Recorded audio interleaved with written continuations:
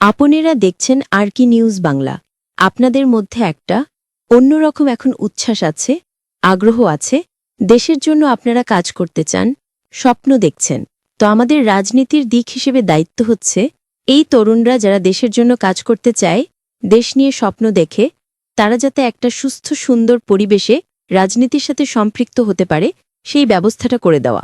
এক্ষেত্রে আমরা নাগরিক পার্টি থেকে প্রস্তাব করেছিলাম যে ভোটিং এজটা কমানো 16তে নিয়ে আসা, কিছু স্ট্রাকচারাল চেঞ্জ যদি না আসে তাহলে আমরা শুধু বলবই তরুণরা রাজনীতিতে আসা উচিত, নারীরা রাজনীতিতে আসা উচিত, কিন্তু আমরা যদি স্ট্রাকচারাল চেঞ্জ না করি তাহলে সেটা কথার মধ্যেই থেকে যাবে, আবারও বাস্তবায়ন হবে না।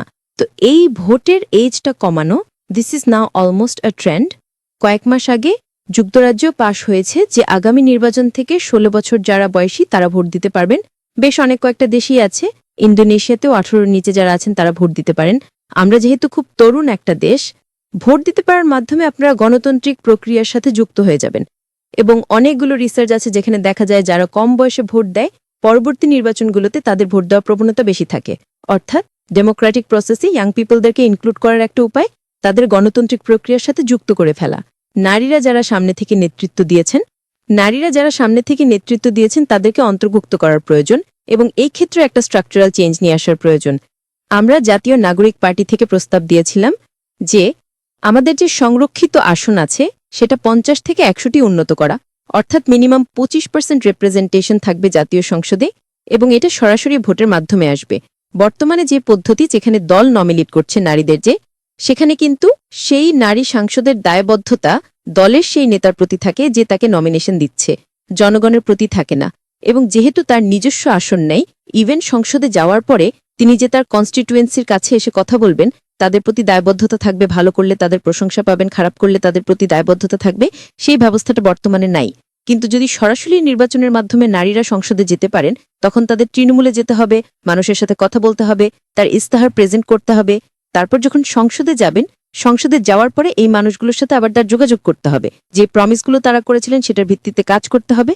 না করতে পারলে সেখানে দায়বদ্ধতার জায়গা তৈরি হবে। আনফর্চুনেটলি এখানেও পলিটিক্যাল পার্টিগুলো একসাথে আসতে পারেনি, কিন্তু এই পরিবর্তনগুলো করার প্রয়োজন তরুণদের জন্য, নারীদের জন্য।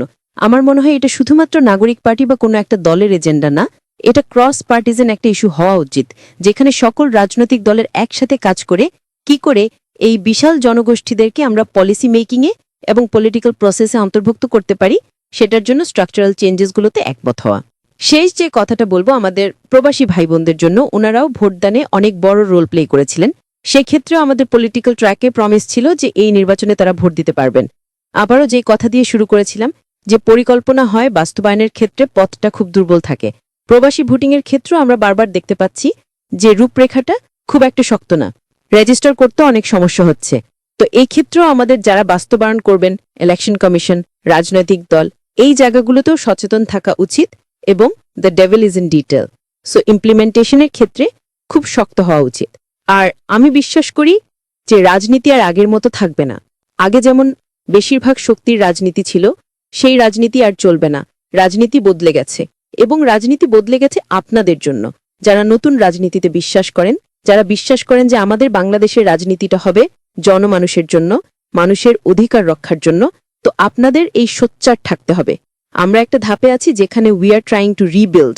So rebuild tax a lot of time and effort, and it will take effort from people like you who will stay persistent and who will work for the betterment of the country.